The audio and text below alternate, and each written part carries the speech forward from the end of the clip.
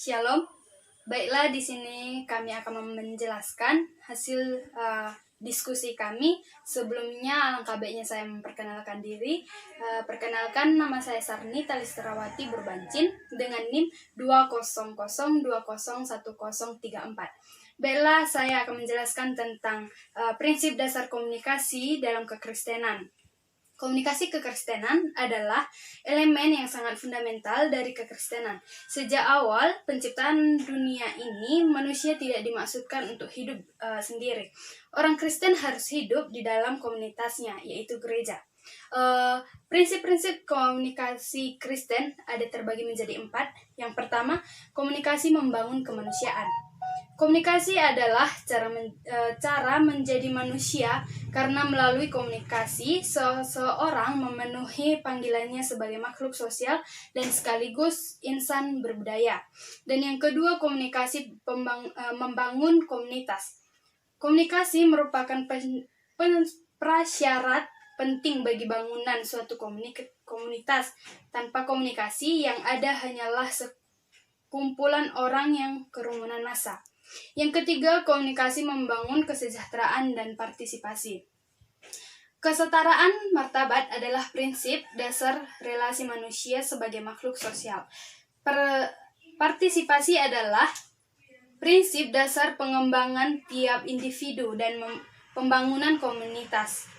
Dalam Yeremia 29 ayat 7 dikatakan, usahakanlah kesejahteraan kota kemana kamu akan dibuang, sebab kesejahteraannya adalah kesejahteraanmu.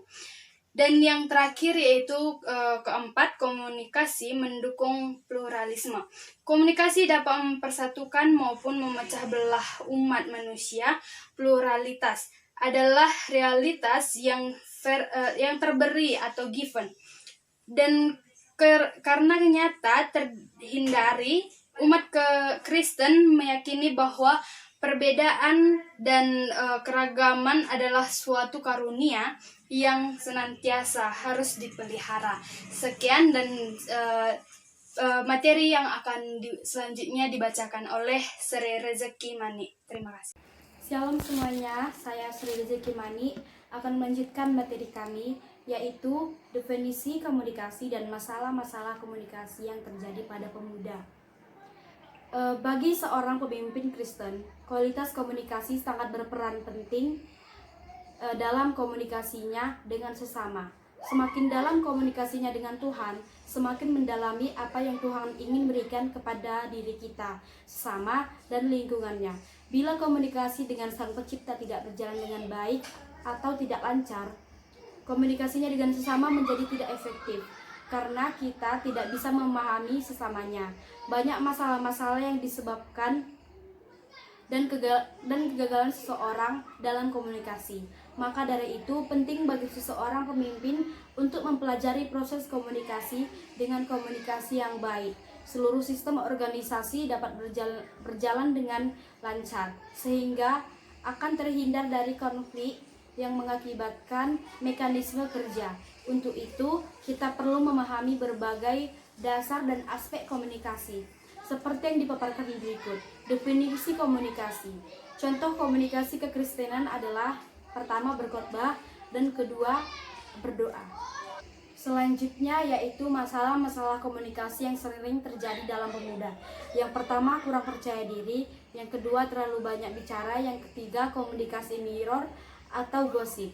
Yang pertama, sangat banyak pemuda kekristenan yang merasa kurang percaya diri. Di mana kurang merasa percaya diri ini, dia tidak terbuka atau selalu menutup diri.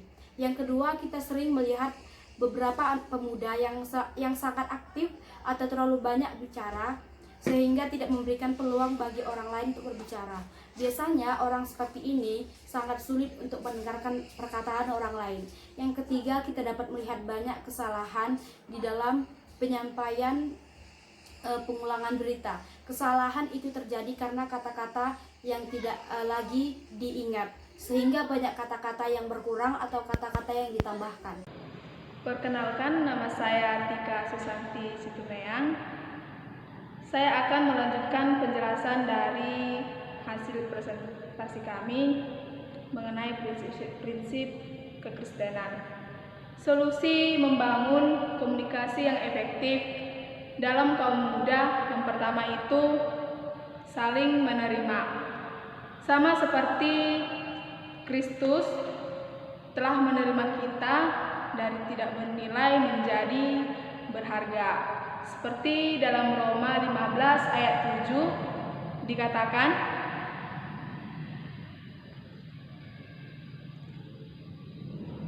sebab itu, terimalah satu akan yang lain, sama seperti Kristus juga telah menerima kita, untuk memuliakan Allah.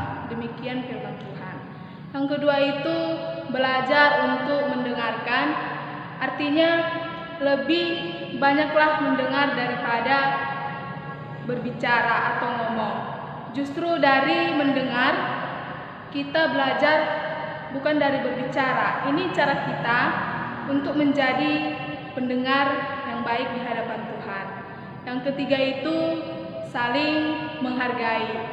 Komunikasi yang dapat berjalan dengan baik jika kita saling menghargai satu sama lain, menghargai pendapat orang, dan kita jangan pernah tunggu dihargai orang lain baru kita menghargai orang tersebut. Yang keempat itu ramah dan sopan. Menentukan masa depan,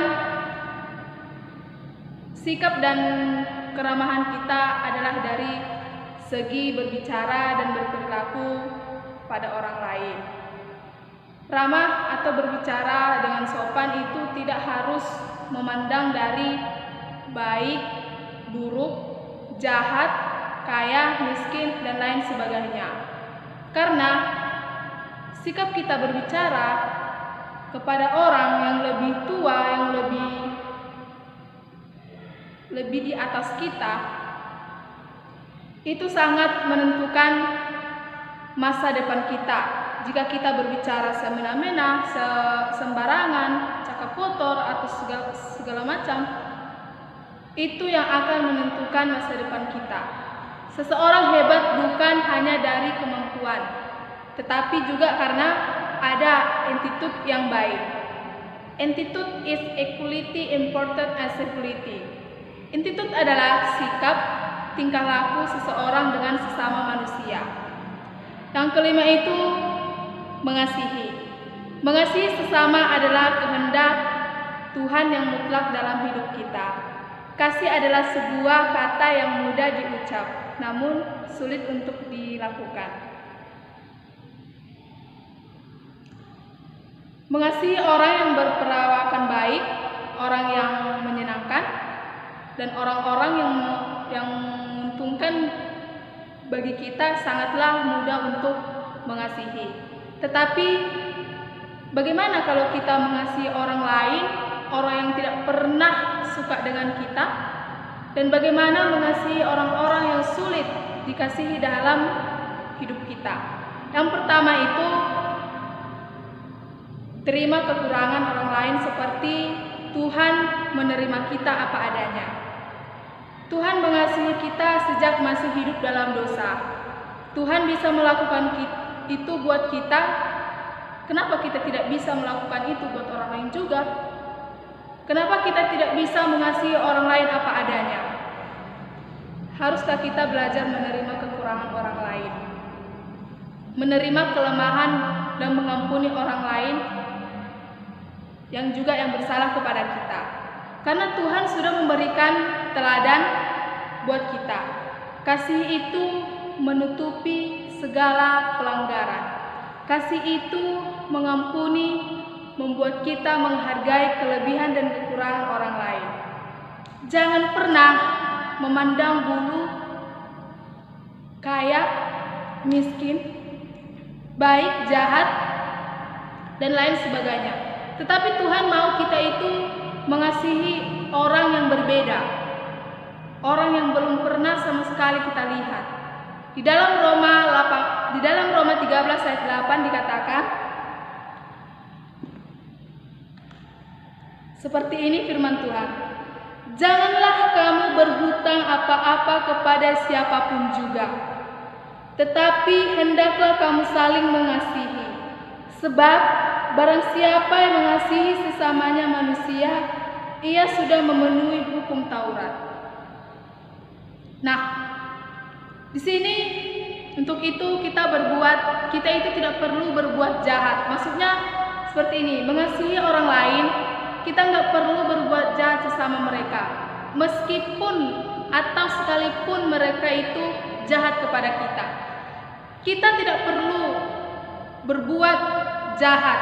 Kalau kita memutuskan tidak berteman atau tidak berbicara lagi kepada seseorang itu karena ada terjadi konflik atau satu hal, tetapi kita harus berusaha menyelesaikan permasalahan dengan baik-baik.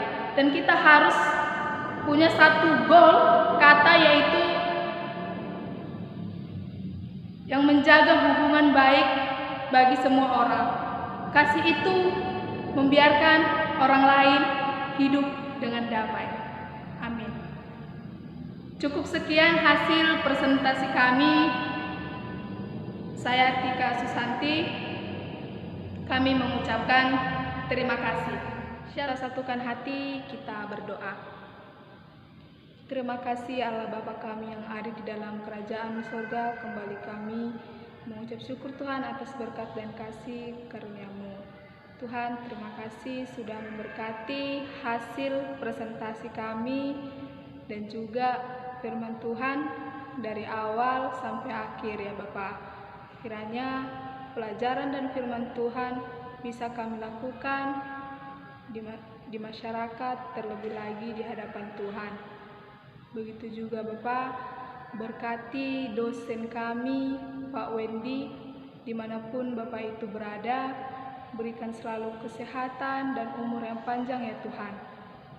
Begitu juga kepada kami, calon-calon pendeta, supaya menjadi pendeta yang baik di hadapan masyarakat untuk menyampaikan firman Tuhan kepada orang lain.